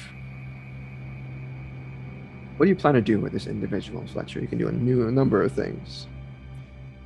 I'm gonna make him my ghoul. Perfect. All right. Yeah, he's very drunk. And what? I'll let you narrate how you do this. Do you take him back to your place? Do you take him back to his place? Do you just drop him off on the south side somewhere in the streets? Take him back to the south side. Stop the car. Just, turn up the radio a bit, bite into the wrist, and then just shove it in his face angrily. You see him gurgle a little bit. You can smell the whiskey from his breath as he, begins to pant a bit more. But go ahead and make a rouse check. As he begins to drink and drink and drink your vitae. And you feel the first level of the bond take place as his eyes sort of glaze over, and you see him calm down just a bit, sobering up with this fresh new substance entering his system. But he immediately passes out afterwards.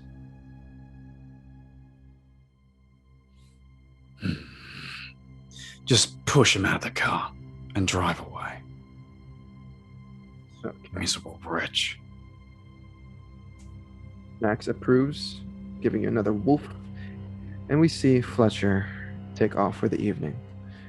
Where do you go next? To the academy. Want to see Frankie.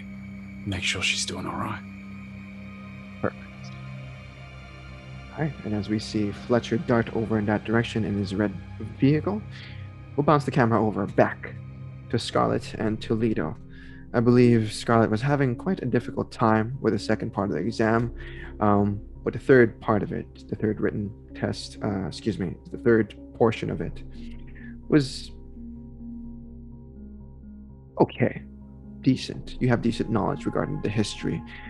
You remember a few things that Miss Stewart has taught you, but perhaps maybe you probably should have paid more attention. Toledo, you see her kind of struggle a little bit if you're observing her. But going back now to your 6 successes on your investigation roll, now that you see everyone with your keen sense of senses, you see how everyone's performing Frankie and Celia are very studious. They're just continuously writing. You can also tell that Celia has very good handwriting, like extremely good handwriting, beautiful in almost like you can compare it to a Toreador. But you notice that Brian is also laser focused on his exam. He doesn't utter a word. He's very quiet, and he is just zoned in, doing this very, very quickly. What you do notice, though,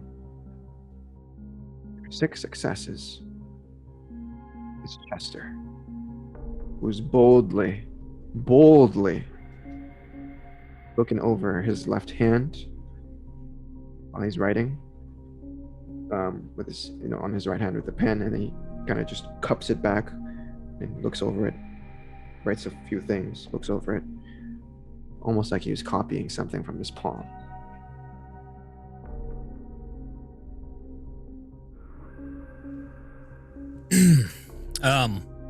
I will get right up to Chester and wait for the next time he does that. He does it one last time. Whisper to him, if I see your palm again, I'm going to stake your hand to the desk and you're going to finish your exam that way.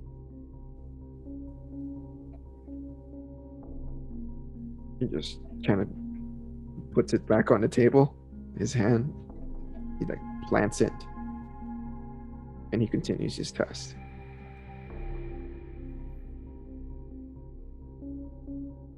Kathleen is very studious.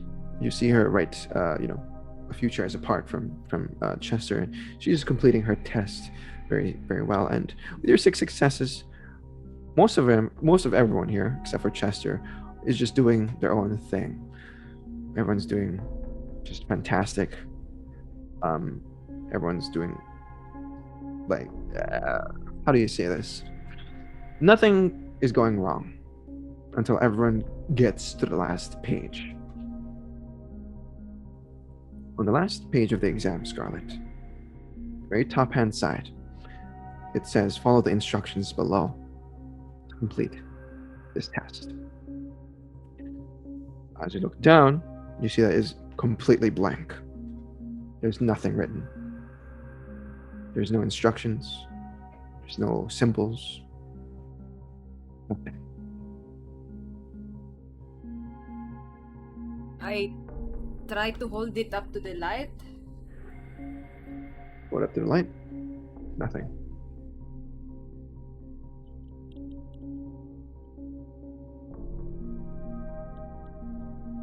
The fuck? You have 10 minutes left on the exam.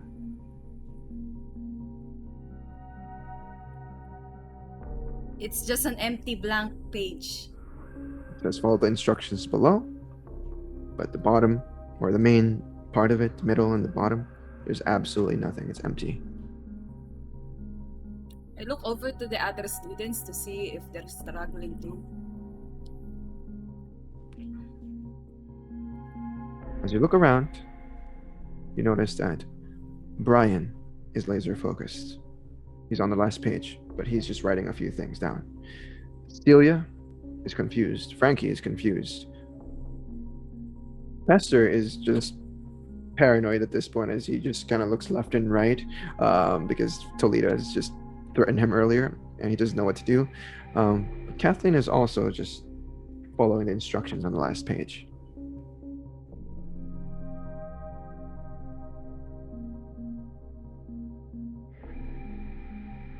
Oh my god.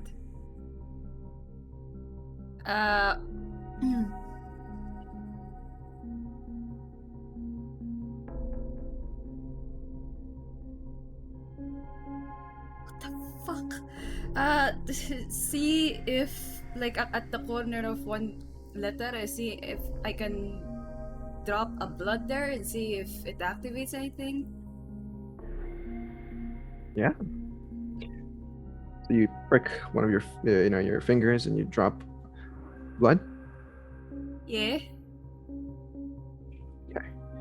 As you drop as a blood drop, lands upon the corner of the page. Like an inky blob, it kind of just spreads across its tendrils, and it reveals part of the exam.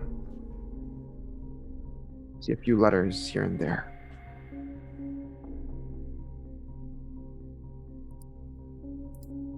You put more blood. Yeah. Begins to just drip it all around. Yeah, using my cut palms, I just kind of... You smear all your blood all over it? Yeah. Kind of like just smearing it like that, so it reveals things. Toledo, you see this as well. As you smear the blood down the page itself, you would notice the instructions. The first, it says, Masquerade must always be kept. Please sign your name below in order to adhere and agree to all the terms and conditions that apply to your graduation. And there's a bunch of things that's written there regarding the rules and stuff of being an individual kindred. It's like a terms and agreement sort of deal when you have a new software or something, and at the bottom you have to click agree, but instead of clicking agree, you have to write your name, or sign it rather. I quickly scan the page if anything pops out at me. Wits and investigation. Yeah, I don't have Your any final investigation. Your final roll I can't. for the test.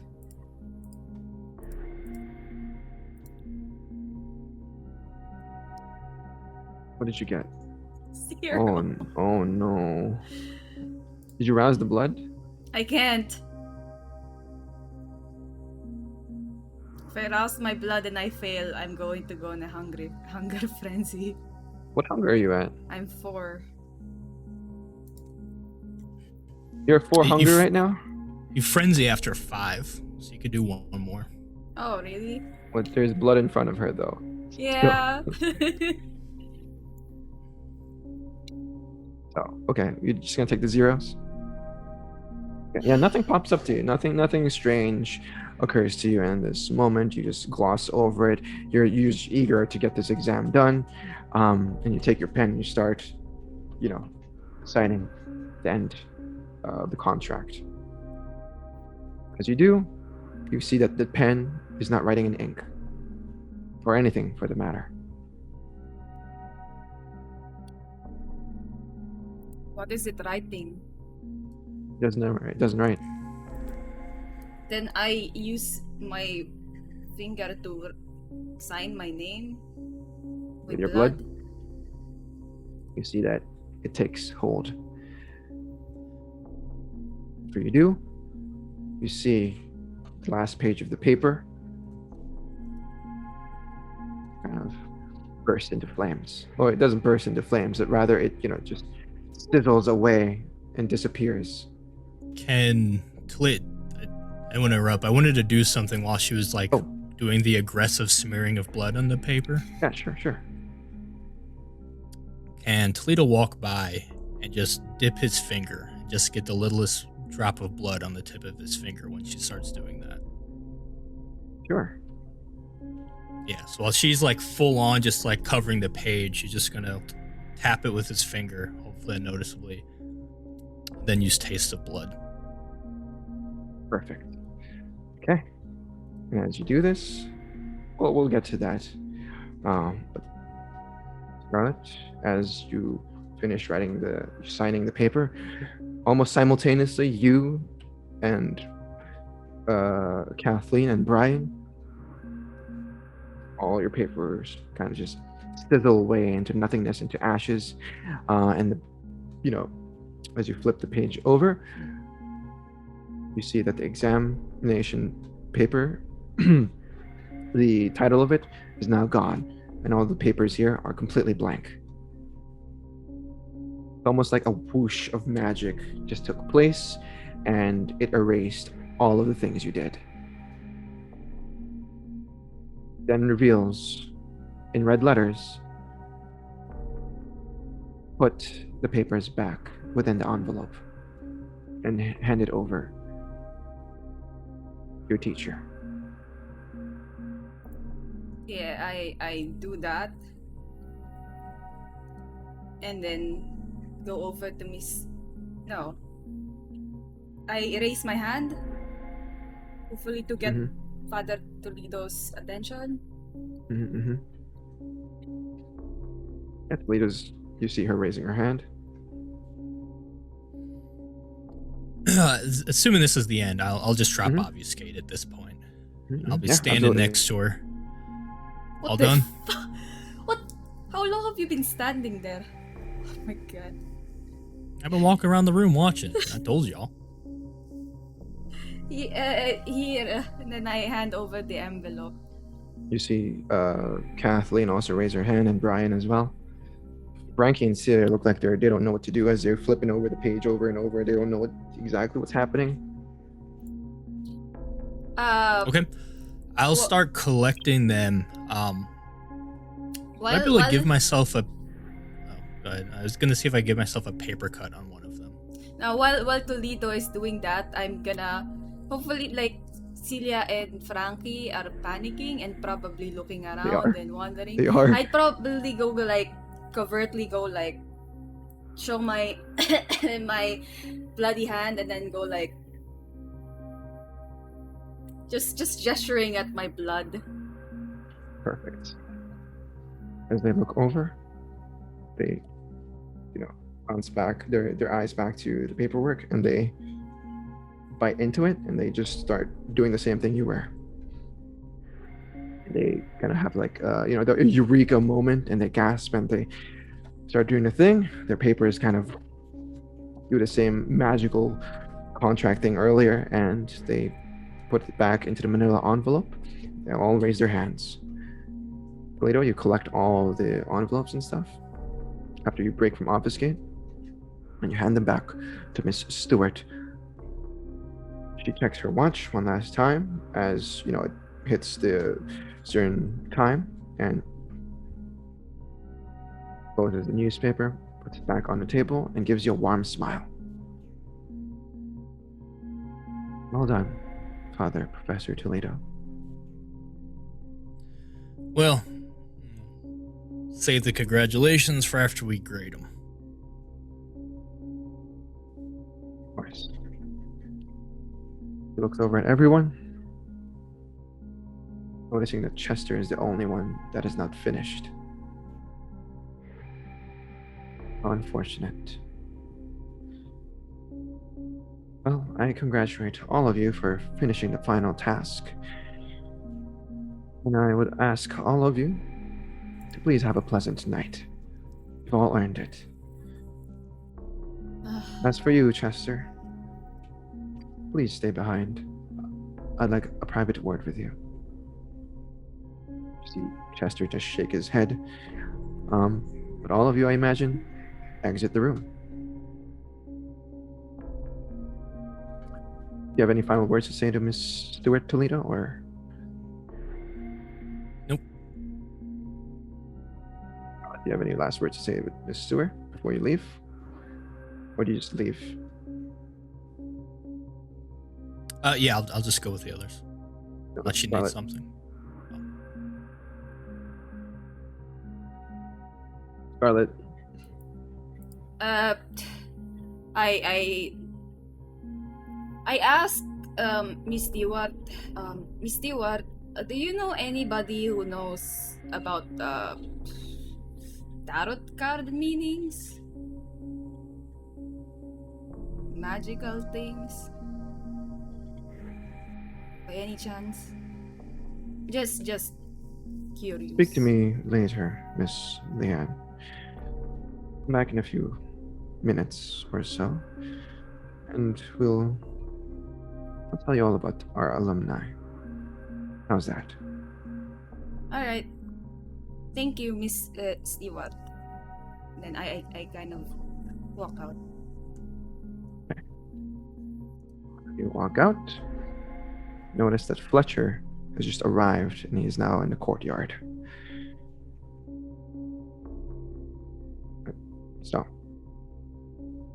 I will leave the scene to the three of you as you all kind of just meet eyes, along with the neonates, and you're all just kind of bewildered of what the fuck just happened inside.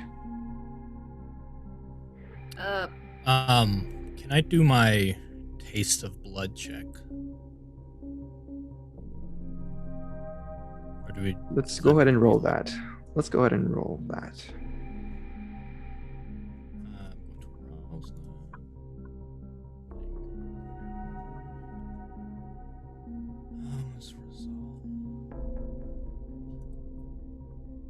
Depending on how you roll, is what you'll find out. My screen froze. I'm gonna willpower that. So The tests are finally done. no critical.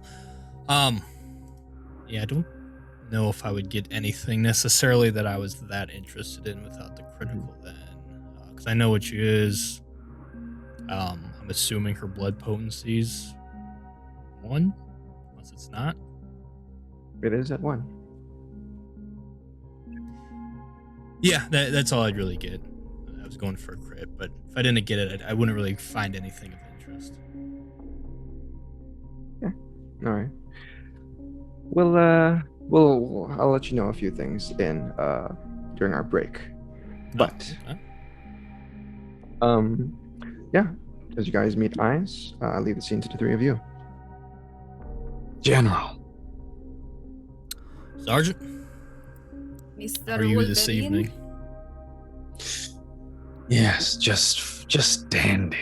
Just doing dandy these nights. I got you a present. I'll pull out the phone. For me, you shouldn't have. I mean, I appreciate it, General. Yeah, it's a pretty good one too. It would already be opened. I assumed you would have no idea how to set it up, so I got it set it up for you. I made sure it's not as easy to trace as if you just go to any other store and buy a phone. So that's important for us. But the real treat here, and I'll go, and you can see the background of your phone is just a picture of Toledo, just posing, looking cool. Because I assume Fletcher's not gonna be able to figure out how to change it. So I'm curious. Can I see this? I'm probably like looking over. Did you give me your phone by accident? Because there's a... No, this is your phone. Yeah, this is default setting of every default phone. Yes, is- you cannot change it. When you gift a phone to someone, it usually will put the picture of the person you received the phone from. Right, okay. Yeah, it's not important. It feels a anyway. little weird, but if that's what the kids are doing these days, I'll Yeah, stick with no, I didn't. Yeah, it's whatever.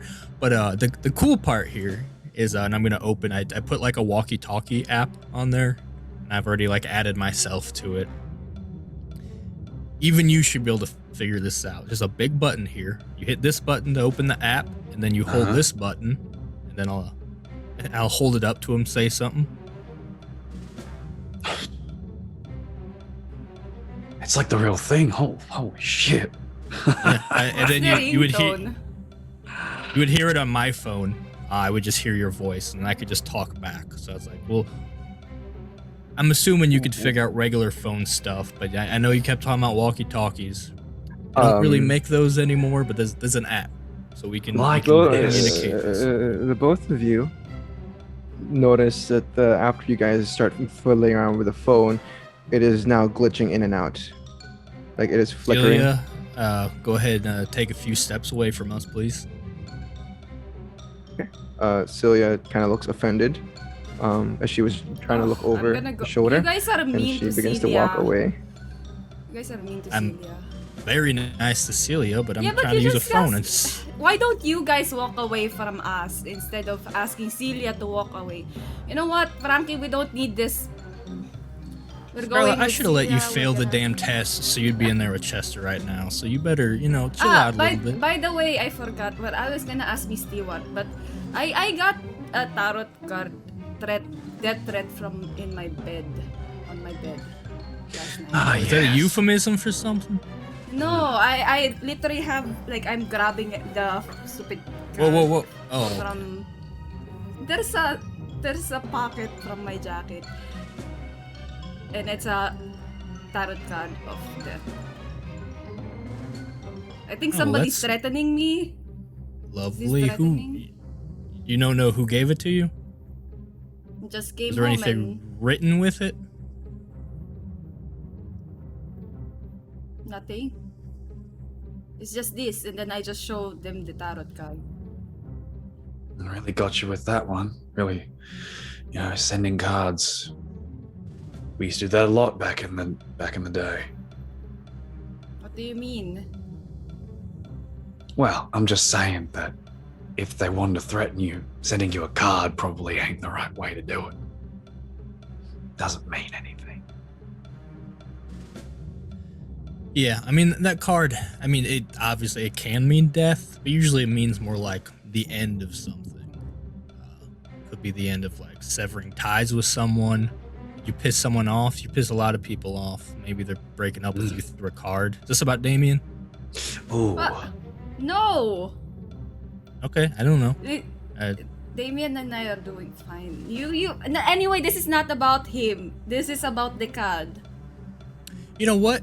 It also could have something to do sometimes that when things are ending, or sometimes it ends, it insinuates sort of a great change, or failure. Maybe you failed the test and they were warning you, or maybe it sometimes is tied to a self-awareness. And I've noticed you have very little of that. So maybe this person's just trying to help you round yourself out as a person. That's kind of true. It's mean to me, and I just put back the tarot card. Miss Stewart did say that, there was an alumni who knows more about this, so I might ask her. Oh yeah, it's probably some Malkavian thing. Yeah, it's probably a death threat. What? That's Ginger right. You just said- nights. It ain't. Yeah, it's pretty common. You get used to it. You never had a death threat before? Yeah. Yeah. Is this your first death threat? We should celebrate. Oh, that is kind of cute. I don't think it's a death threat, Celia says. I hope it's not. I What do you hope think it's it not is? too. I don't think I pissed enough people that they want to kill me. Oh, they want to I've kill you, thought alright, about it. Scarlett. I don't think they need to threaten you in order for you to get the message. Yeah, they can just say it to my face, just like Father Professor Toledo here. He's been telling me how he wants to hit me and kill me sometimes. But yeah, they usually say it to my face. They don't leave death threats all over the place. Hmm. Yeah, kind of like back in Russia.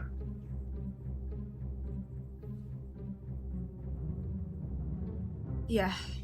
You've been pissing Anyway, people off your whole life then, haven't you?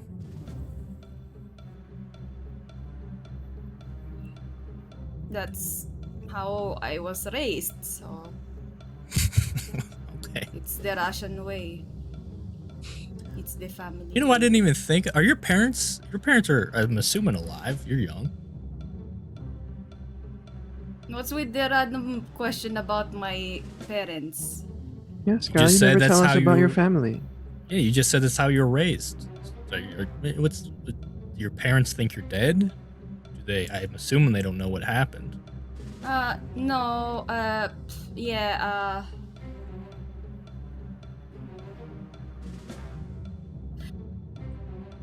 well, if I tell you, you guys have to tell me something too.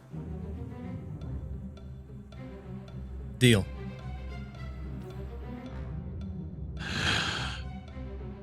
I mean, I'm not part of the academy. Do I really need to agree with this? Are you gonna?